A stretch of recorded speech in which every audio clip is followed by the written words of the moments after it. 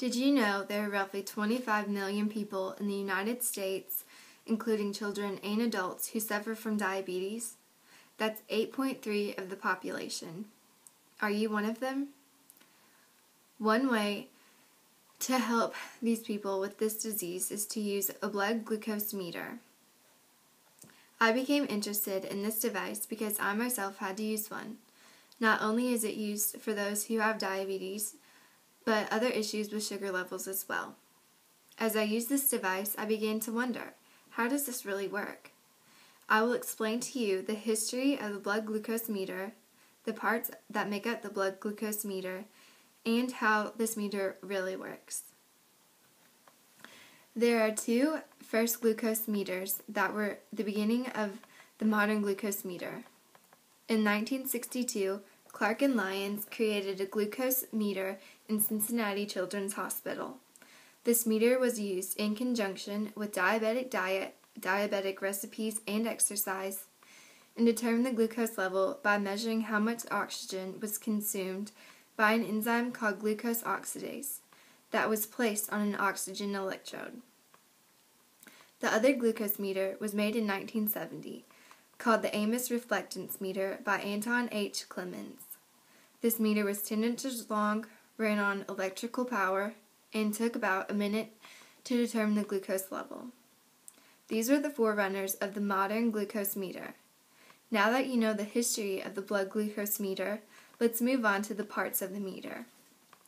There are three main parts of the blood glucose meter: the glucose monitor, the lancing device, and the testing strips.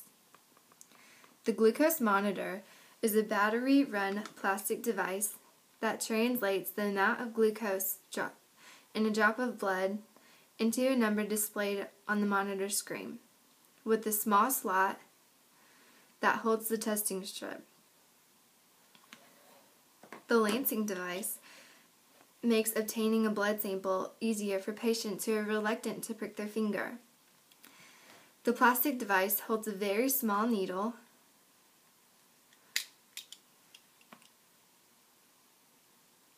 attached to a spring that, when loaded, will prick the finger.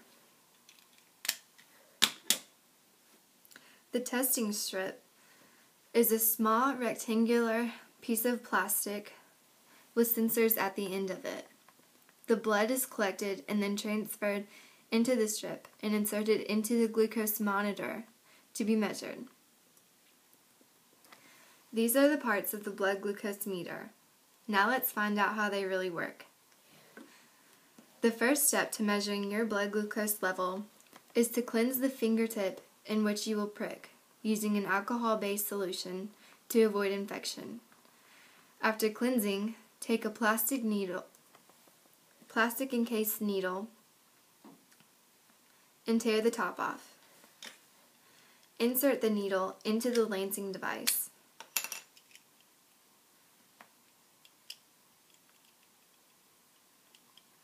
Put the cover on and load the lancing device by pulling on the end until you hear a click.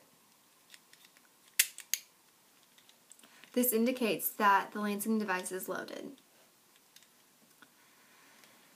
Next, place the lancing device tightly onto the finger that you will prick. Press the button that releases the needle, which will release quickly forward into the fingertip, allowing a small drop of blood to come to the surface. Once blood has emerged, allow the blood to be transferred to the testing strip by placing the sensor at the end onto the blood. Once the test strip has a drop of blood on it, insert the strip into the small compartment slot on the glucose monitor indicated.